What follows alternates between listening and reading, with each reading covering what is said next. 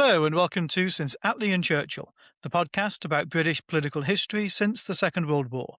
I'm Lee Evans, a historian of the Conservative Party. And I'm Richard Johnson, a historian of the Labour Party, and Lee's husband. In each midweek episode, we will be marvelling at glorious pearls of contemporary British political interest. This week I wanted to kick us off by talking about one of the great debates that has been sparked online about the nature of One Nation Conservatism, and rather make the pitch for reclaiming a particular interpretation of the One Nation tradition. What seemed to spark this debate was the chair of the One Nation Network, a ginger group seeking to influence the Conservative Party from the inside, resigned both as chair and also as a member of the Conservative Party, and essentially said that he did not think there was a home anymore for One Nation conservatism within the Conservative Party. Before going into what it means to be One Nation and what we should make of this week's events, I wanted to first of all say something quite basic, which is that quite a few people in response to this person's resignation, his name's Cody Butler, basically said, good, off you go join the Lib Dems.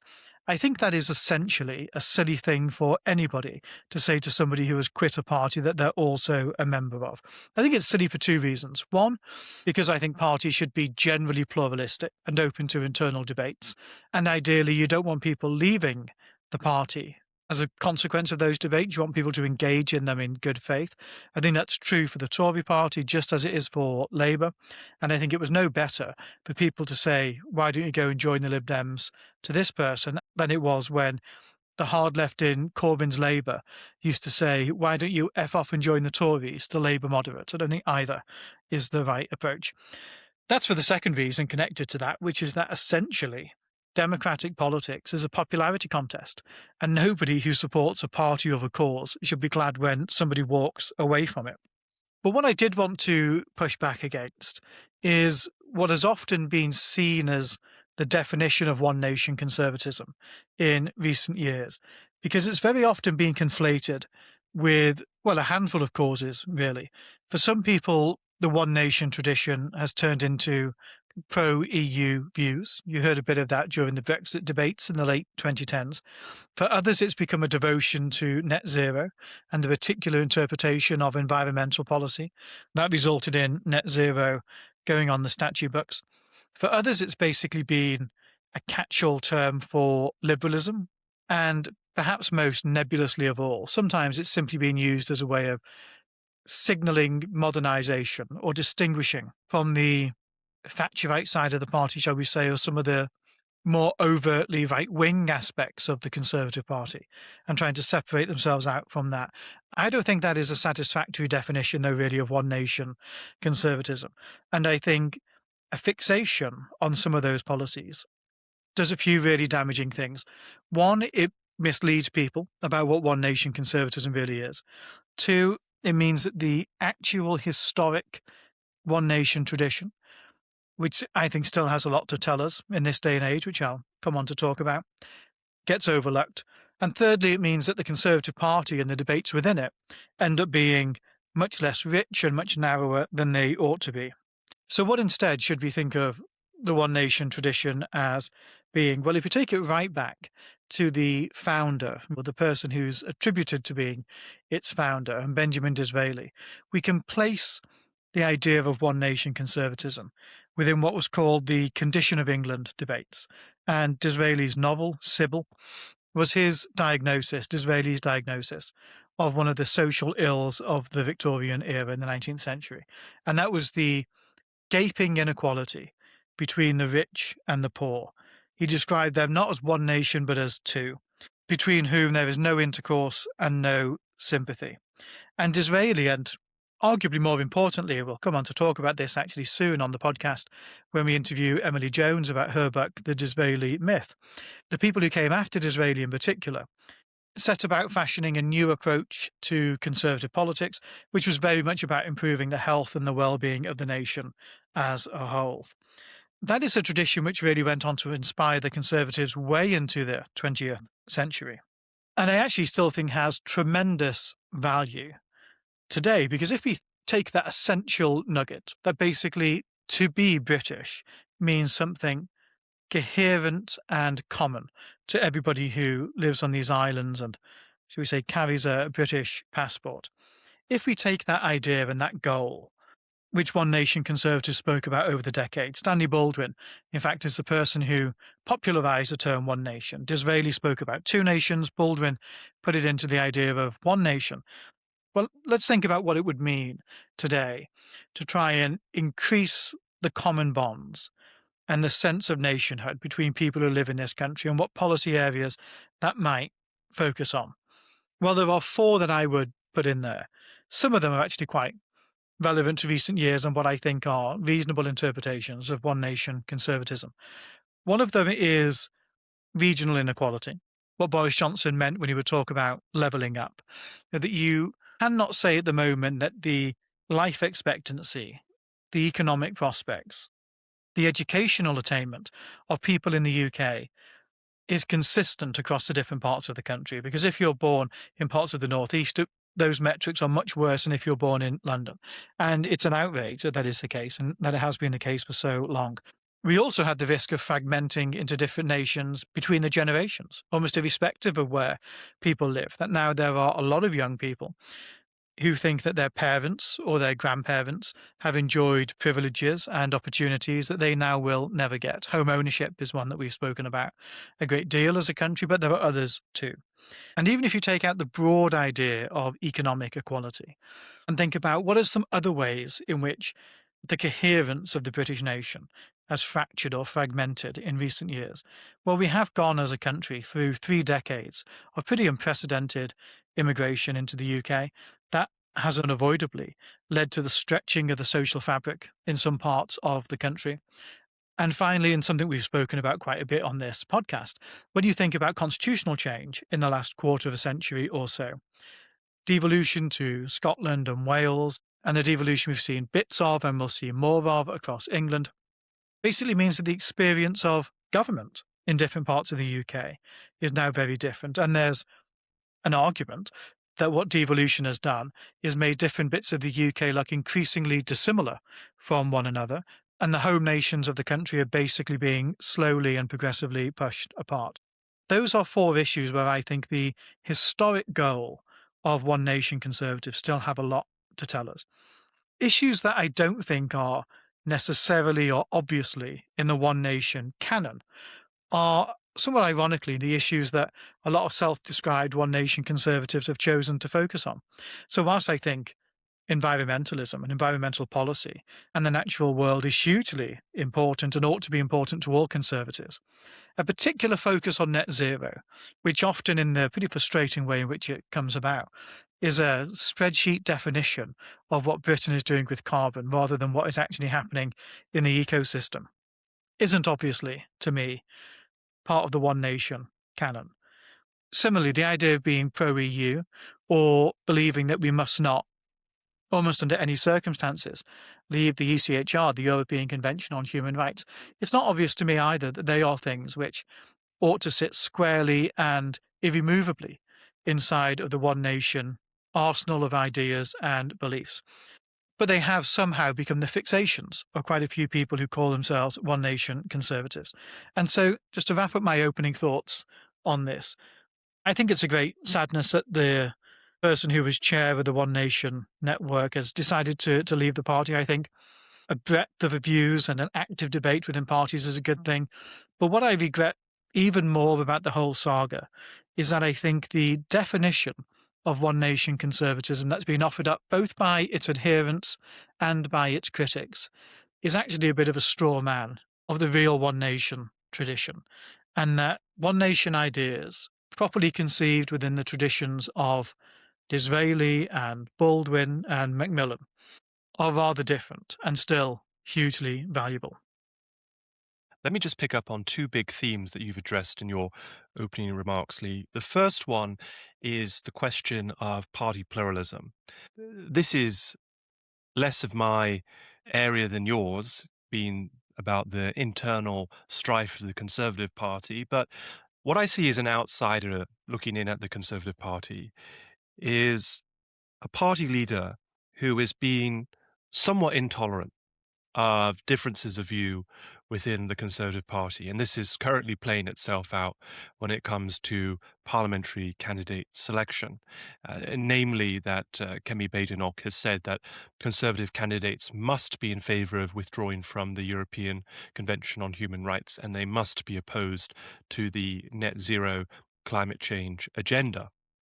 Those may be perfectly valid positions for Kemi Badenoch to take. Those are perfectly valid positions for the Conservative Party to take. But I do get quite queasy when particularly our broad church political parties, the Labour Party and the Conservative Party, start screening candidates on the basis of particular policy positions.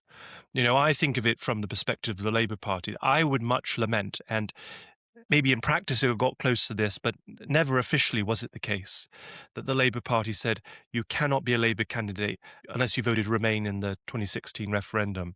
You cannot be a Labour candidate if you are Devo-sceptic.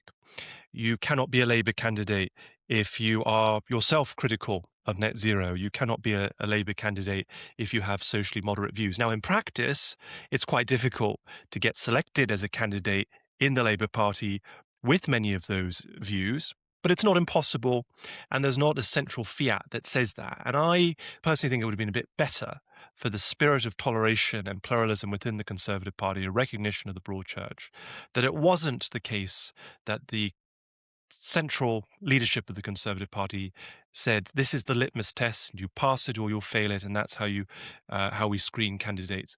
But instead that they made a very strong case for those policies, and if there were any candidates who took a different view, then fine, those candidates need to be able to defend those positions and argue for those positions and be transparent that they hold those positions. But I'm always queasy about this kind of screening process. The second theme that you pick on, of course, is the One Nation tradition in the Conservative Party, and again, very much more in your wheelhouse than mine. But as an outsider looking in at that tradition, I think that you are correct to pick up that it seems that the One Nation tradition in the Conservative Party has been really quite contorted in recent years. And I think today, One Nation conservatism is often used synonymously with liberal conservatism. And with that, as you said, comes a whole set of liberal policy positions like being pro-EU, being pro-gay and transgender rights, being vegetarian. Now, that one's a joke, but I mean, it's sort of that's the milieu that people would associate with the One Nation conservatives. Whereas, as I understand it, historically, One Nation conservatism sat really quite close to a tradition in the Labour movement, which is what we used to call Tory socialism. And the One Nation conservatives were basically the communitarians of the Conservative Party, as far as I could see. And what does that mean? Well, for me, it means, as you've already somewhat sketched out, that this is a focus on the material well-being of everyone in the nation. And so that means perhaps a greater openness to forms of redistribution or an active state, or at least interest in traditions that might be seen as historically more left-wing in this country, like cooperatism and the cooperative movement, where, there have been some conservatives who have looked at that and seen that as an interesting model to follow. And alongside an interest in material conditions, and I think this is where One Nation conservatives would differentiate themselves from what they would see as just out and out socialists, is that they're also concerned about something about the moral or ethical health of the nation, and a way in which people relate to each other in society, and that itself is bound into the notion of the nation.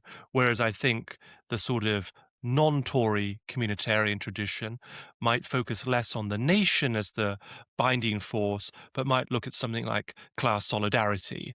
One Nation Tories tended, as I understand it, and you're much more of an expert on this than I am, One Nation conservatives tended to reject the class system. And that wasn't to say that they were calling for the victory of the working class against the bourgeoisie, but what they were saying is that we need to move to a classless society. We need to move to a society where there are not class distinctions, or to the extent that there are differences in society, that those are immaterial to the way that people relate to each other on a moral basis. And there's a lot of, in my view, there's a lot of overlap with One Nation Toryism, Tory socialism, ethical socialist traditions. Now, I keep relating it a lot more to the socialist traditions because that's the type of tradition that I'm more familiar with. But that's where I think it sits. And so when I've seen in recent years people talk about One Nation conservatism as basically being socially liberal Thatcherites and dry libertarians, that seems to me to be really quite running against the traditions of One Nation conservatism. And I think that some of those who have aligned themselves with One Nation conservative groups in recent times really are just more, they're liberals and they're socially liberal Thatcherites. And look, there's a liberal tradition in the Conservative Party, and there is a tradition of small state, free markets, live and let live approach to life, a sort of libertine form of politics. That there's definitely a right-wing politics for that, and I think it probably can operate within the broad church of the Conservative Party, but it is not the One Nation tradition as I would understand it. Well, you've done what you could there to kill One Nation conservatism by reviving the old term that was used in the late Victorian and Edwardian period, Tory socialism, which of course is much more loaded now, and socialism has evolved as an idea compared to what people would sometimes think about at the time. About party pluralism, generally speaking, I'm sympathetic with your arguments. The question is to what extent really, not so much can, because they very much can, but should party leaders draw red lines around certain policies and say, you must agree with this if you're to get on in the party. Historically, it's something which party leaders have generally resisted doing. There is precedent for it, though. For example, in 2019, Boris Johnson insisted that everybody who was standing as a Conservative candidate signed on the dotted line to say they would vote for his Brexit deal. And that was a way to get prospective Conservative MPs to be explicitly committed to his Brexit deal and therefore to boost the party's credibility, that if it got a majority, the deal was done. Quite clearly what Kemi Badenoch is seeking to do is to try and boost Conservative credibility on issues like migration and illegal immigration by saying that the ECHR, for example, will be one of those policies. Is that a desirable thing to do? Well, it's something I think party leaders have historically avoided doing for a reason. But if I was to defend it, I'd probably make 3 points. One of them is that you can say, in some respects, that it is just a more honest or front-loaded approach to what party leaders have always been able to do, which is that if you win the election, you can make something a confidence vote. And you can say on the other side of the election, well, a vote to leave the ECHR will be treated as a confidence vote, and anybody who breaks the whip on it will lose the whip, and if that maintains till the next election, will not be able to stand. So in a way, you can see it as front-loading what has been a traditional tool that party leaders can use. Secondly, I would say that both of those policies, dropping net zero as currently constituted and leaving the ECHR, will be in the next Conservative manifesto, we can assume. And so, well, to what extent should voters expect that if they vote Conservative, what's in the manifesto will be delivered? I don't think that's an unreasonable expectation of voters. And I also don't, therefore, think it's unreasonable that party leaders expect their MPs to vote for it. There is what some people might say is a fine or granular distinction between saying you will vote for what's in the manifesto and necessarily believing what is in the manifesto. There have always been cases where people have voted in ways that deep down they may not agree with it, but they think they're honor bound to do so because, say, the party pledged to do it or it was part of the election campaign. There's a slight difference there, but fundamentally, I think if it's in the manifesto, voters have a reasonable expectation that if they vote for a candidate under that banner, then they will also vote to do it. And a third thing I would say about pluralism within the party is that this is a pretty extraordinary moment these years in the history of the Conservative Party. And Reform UK as an existential threat, sees itself as an existential threat to the Conservatives. It wants to destroy and replace the Conservative Party. And so if Kemi Badenoch thinks, as she clearly does, putting these two policies on a pedestal is an important way of squeezing out reform on the right, then extraordinary times may well call for extraordinary measures. Just finally, on the Liberal versus One Nation Conservative idea, and some people may object to me there using the word versus, but I do sort of see it in that way because there is, like you said, a liberal conservative tradition, perfectly respectable views for people to hold, but it's not the same as One Nation conservatism. And whilst there are some aspects that are overlapping between liberal conservatism and One Nation conservatism, usually things which are actually quite common to all conservatisms, actually. So, both might talk about gradual approaches to constitutional change, but there are also things that they are very different on. And maybe the thing that I would emphasize about One Nation conservatism is that it is, and I think ought to be at its core, actually a patriotic creed. Not in the sense of saying we pull the drawbridge up to the rest of the world, this is Britain alone, etc., etc. It's not about doing that at all. But I think in the sense that One Nation conservatives believe there is an inherent value in being British. There are common bonds that ought to exist between the people who live on these islands. And also that there are duties inherent in being part of that nation. Now, one of the reasons why a lot of One Nation conservatives have believed in improving the welfare of the general population and therefore attaching some additional burdens on people who are in privileged positions is because they see it as part of a wider social contract, to use that much overused kind of concept in political thinking. And they are ideas that not all liberal conservatives would necessarily disagree with, but which do jar rather than chime with a lot of liberal ideas about the importance of the individual. Like I say, also perfectly respectable ideas, but to conflate them into one tradition and in the process to traduce what I would see as the historic One Nation mission, I think is a mistake. Richard, what's your matter of interest this week? Well, my matter of interest this week is Andy Burnham's, I think, offhand comment that he made at an event in Sheffield, where he said, and this is the Guardian's reporting, quote, "Devolution will increase the case for a constitution because Britain is changing through this. England is certainly changing through this." Now, the FT quote has another crucial word in it, which is it will increase the case for a written constitution. So I don't know. I can't actually find a clip of Andy Burnham saying this. If anyone has the clip, please do send it to me.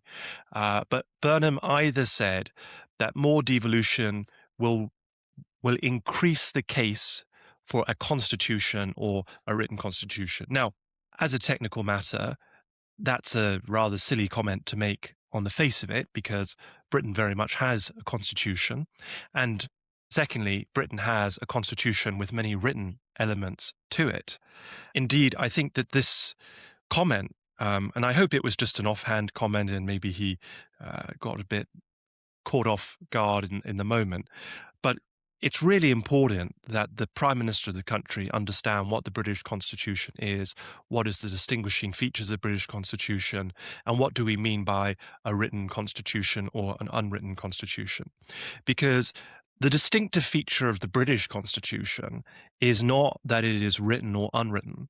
Like all constitutions in the world, the British Constitution has written and unwritten elements.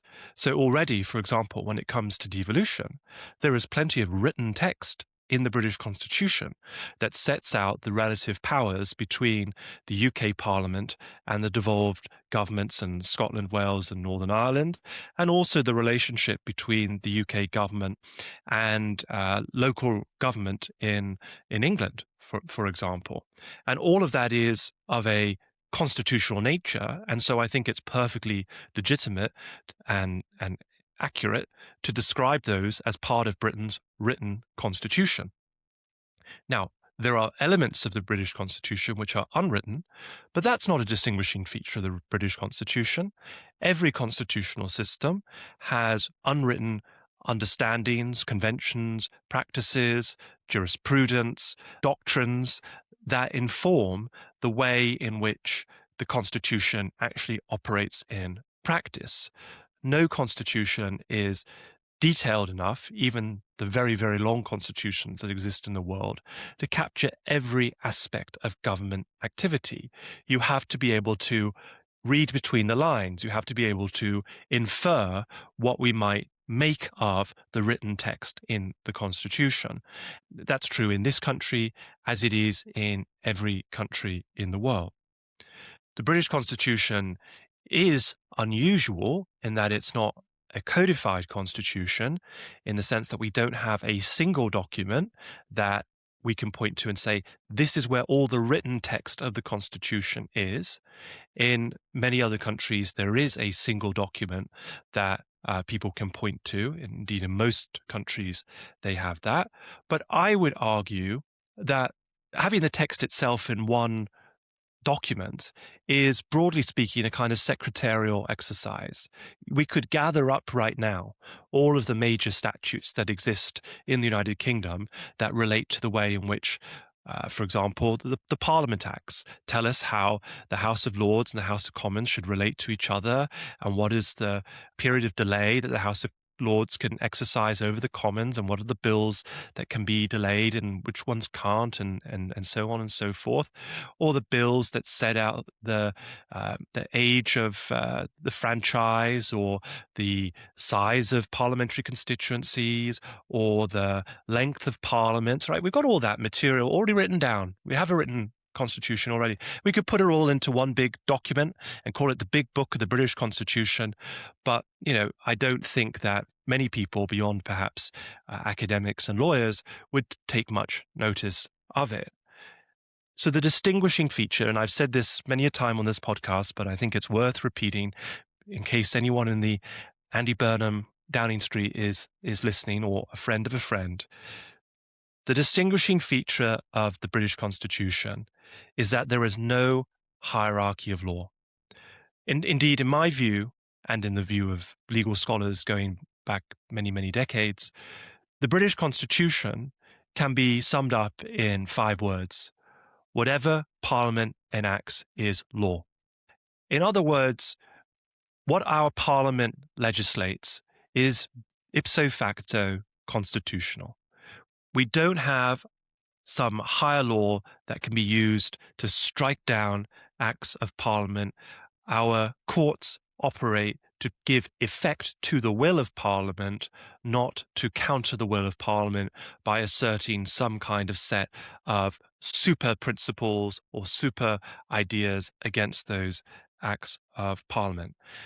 And for me, that is a great strength of our Constitution. It means that anything and everything are possible under the British system, constitutionally speaking. It's an extraordinarily open, and in my view, extraordinarily democratic system, because the constitution makers in our Constitution are the people that we elect to Parliament every general election. Unlike in many other countries, we as a people are not bound by the dead hand of the past and find it increasingly difficult, for reasons of legal niceties, to update or adjust those, or that we have to rely on judges to try to update and adjust ideas that were put in by past generations. And yet at the same time, with this great power is great responsibility in our lawmakers to understand that there is a constitutional inheritance, that the Constitution can be changed, and it can be changed and adjusted quite easily, quite straightforwardly, but therefore it should be only changed and adjusted usually gradually, and certainly with great care and thought.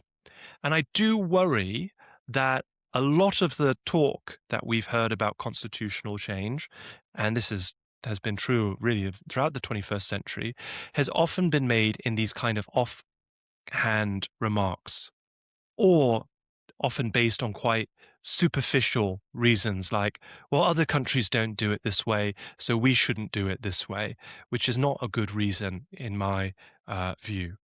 So I think that if what Andy Burnham is saying is that we need more written constitution to elaborate the relationship between Whitehall and councils, that's okay. You pass that through ordinary legislation. You have a statute that sets out what are the powers of mayors, what are the responsibilities of local authorities vis-a-vis Whitehall. And that's fine. That statute, that's how we do constitution making. If what he's saying is what he wants is some kind of super law that forever binds future parliaments or is extraordinarily difficult to change, and that this then can be used to strike down future acts of parliament, well, I have a real problem with that. I have a big problem with that because in a way, what that, in my view, is it's an appalling act of self-sabotage in removing the power that our democratic representatives in parliament have. And ultimately, what this does is it transfers power away from our elected officials to the judiciary, because in systems that have codified constitutions that operate as a higher law, that are used to review statute passed by legislatures, in the vast majority of cases, the actors who make those final decisions about what is constitutional and what is not are not the elected officials, but the unelected judges. And I don't think that's a good position for this country. And speaking as someone who is a democratic socialist, I don't think that our elected officials should be engaging in that transfer of democratic power to unelected officials. Well, you opened your comments by saying that Andy Burnham had made an offhand comment, or seemingly an offhand comment. And one of my beefs with the Prime Minister is that he's full of them. I mean, Andy Burnham has not, in my view, made the transition yet from being a relatively powerless mayor of a devolved combined authority in Greater Manchester to being an extraordinarily powerful Prime Minister at the head of a landslide majority Labour government. Because over the years, he's had this habit of shooting from the hip with all these ideas that he suddenly thinks will appeal and help make him leader of the Labour Party. Cumulatively, it seems that they all did so. But when he thought it was handy to do it, he would talk about embracing PR. When he thought it was useful to do it, he would talk about rejoining the EU. He dropped that once he stood in Makerfield. Even in the time that he's become Prime Minister, when he did a talk on social care the other day, he said that social care workers should be the best paid people in the country. Now, my issue with Burnham is that if he thinks that should be the case, he's got the power to do it. Now, when can we expect the legislation, Prime Minister, to dramatically increase the pay of social care workers? And when he was mayor, it may have been perfectly fine for him to go around making these general comments about normative values and what he would like to see happen. But the key thing is, and this was inherent in the remarks that you made, is that he does actually have the power to do it. Now, Labour's majority is enormous. His authority within the party is undoubted. There is long enough left in this Parliament before the next general election to use the Parliament Acts to overcome any rebellion on any issue from the House of Lords. So, well, if Andy Burnham thinks that social workers should be the best paid people in the country, he can do something about it. But instead, he just keeps making these comments of relatively little substance. And I don't really think that the Prime Minister should be doing that. Fine when he was mayor, but not now he's Prime Minister. On that broader question you raise about a written constitution, and taken as read and agreed with, or what you said about it is written, mostly it's just not codified. When people call for a written constitution, it's worth us asking what do they usually mean? Because in one sense, you could say, right, what we want to do is that secretarial exercise that you mentioned, that we want to say, okay, in a couple of thousand words, we want to get down the essence of how Britain is governed at this moment in time. The King is the head of state. There are two chambers of Parliament. The Commons has primacy over the Lords, etc., etc. You could just set this out if you wanted to. Simply codifying certain elements of the Constitution would in some ways, you could say, be quite a harmless process. But really what advocates for a written constitution tend to mean is that they want to change the Constitution. And they want to use the process of writing and codifying the Constitution to change some of its fundamental elements. It's one of the reasons why the Venn diagram of people who favour electoral reform and a written constitution looks a whole lot like a circle, right? Because they want to try and achieve the change through the process of writing it.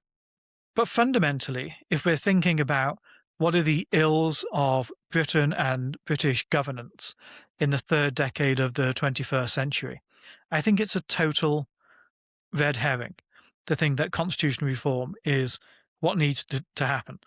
But that has been the dominant view, I think, for quite a large chunk of progressive opinion in this country for the last quarter of a century or so.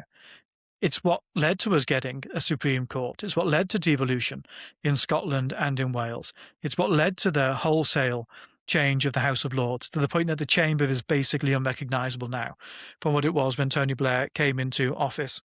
All of these have been done based on the pretty essential belief, really, for a lot of people, that the problem in Britain is our archaic system of government. But my challenge to that is that fundamentally the problem of governance in Britain is that we have not had politicians with the right ideas and strong enough convictions to actually make things happen. And if Andy Burnham is flirting with this idea of a written constitution, one of a long list of ideas he seems to enjoy flirting with, even now that he's Prime Minister, then I think it only goes to show he's not actually got a grip in the way that he needs to be a transformative Prime Minister, because he has all the power that he needs to do pretty much anything that he wants to. He just needs the policies to improve the country and the will to make them happen. Okay, let me just pick up on some of those points you made. So the first is on this critique that you make of Burnham for being flippant. Look, I think it's a trade-off. I think you don't want to have a prime minister who feels that they have to carefully weigh every single potential word that might come out of their mouth, and that they just have to stay strictly on the script, and if they go off the script in any way, it's a disaster. We've had enough of robotic prime ministers. We had it with Theresa May, we had it with Keir Starmer. These were both prime ministers who basically felt that they were terrified, I think, to suggest anything that hadn't already been approved by their Politburo. And so for Burnham to sometimes feel that he can go a little bit off script, a little bit off piste, sometimes that means him saying things that, well, we're not 100% sure that they've been fully thought through. Okay, you can criticize those, and you know, that's legitimate to criticize those. But I would rather a bit more of that than the May-bot, Starmer-bot type of prime minister that we've had in recent years. On his point about social carers and saying that they should be the best paid people in the country, I don't think he was saying that in a literal or legal way. He was saying that as a moral way. It's a bit like you hear politicians in America say that school teachers should be the best paid people in the United States. I'm not convinced that any of the politicians who ever say that believe that each teacher in the United States should be paid more than Elon Musk. It's a way of trying to acknowledge the social value that is often not captured in remuneration, but should be perhaps reflected in our wider social esteem for different types of jobs. And I think that's all he was saying and doing there. On the secretarial exercise, I just wanted to acknowledge that there have actually been a couple of attempts to put all in one place the key features of the British Constitution. One of these contributions, a very recent one, has been written by David Torrance at the House of Commons Library, who writes a wonderful constant stream of briefing papers from the House of Commons Library and also great books on history. And we relied, I have to say, I relied very heavily on his book recently on the general strike for our two-part episode on the 1926 general strike, and also have his book on the first Labour government, and it goes on and on. I mean, he's extremely prolific. Anyway, just last month in July, he wrote a briefing called "The United Kingdom Constitution: A Mapping Exercise," in which he basically sets out the core features of the Constitution as he understands them with his expertise. And then 20 years ago, Vernon Bogdanor and a couple of other co-authors, Tarunaba Katyan and Stefan Vogenauer, wrote a article for Political Quarterly called "Should Britain Have a Written Constitution?", in which, in the appendix, they write out what they think a codified British constitution would look like, and they try to be as accurate as possible, not using it to change the provisions of the constitution, but try to capture the constitution. I should say, and I have a great deal of respect for Vernon Bogdanor, I really dislike the article. I think it's just full of assertion about why constitutional codification is an obviously good thing and why there's no case to answer for not having a codified constitution. And it never really, in my view, seriously engages with the counter-arguments to the obvious position of the authors of that piece. But what I do think is valuable, and what I have sometimes assigned in my teaching when I've taught British politics is this article, is the appendix, because it is quite a good way of capturing what the British Constitution looked like, at least in 2007. So it has been done, it can be done, and that's fine. But what we don't want, in my view, is for those provisions to be elevated above the ability of Parliament, or properly speaking, the Crown in Parliament, to change those provisions should they wish to do so. Now, I'm not arguing that those provisions should be changed, but there's a certain irony that the people who are keenest to change the Constitution are also the people who are keenest to make it more difficult to change. Why? Because I think these people feel that if we did have a codified Constitution, they're not just codifying what we already have, as you've said, Lee, but they're actually codifying something very, very different and locking in a system which is not what we have, but is close to their own personal and political views.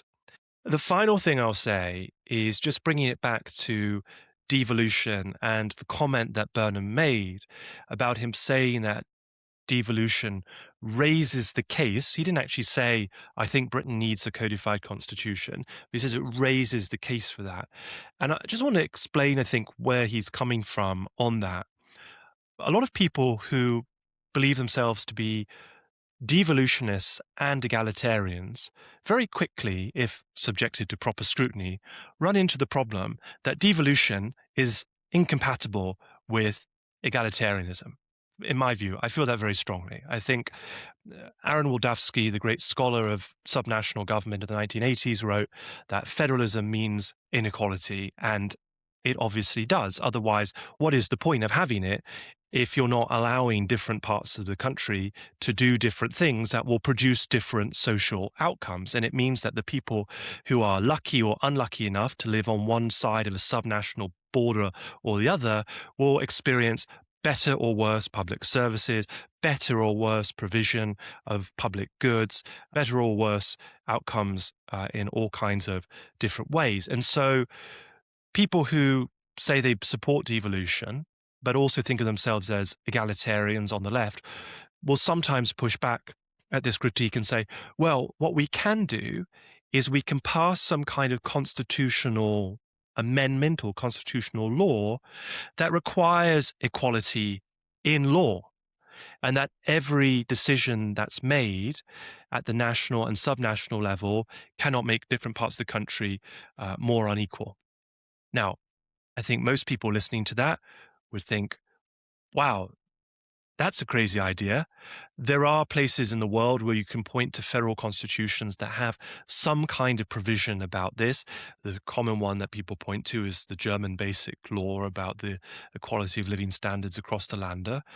But whether you could do that, and I suppose you could do that, the outcome of doing that, at the very least, would be, in my view, a massive increase in judicial activity in this country. Because what it would mean is that basically every act of government, every act of subnational governments could then be challenged under judicial review as violating this equality of standards principle across the country.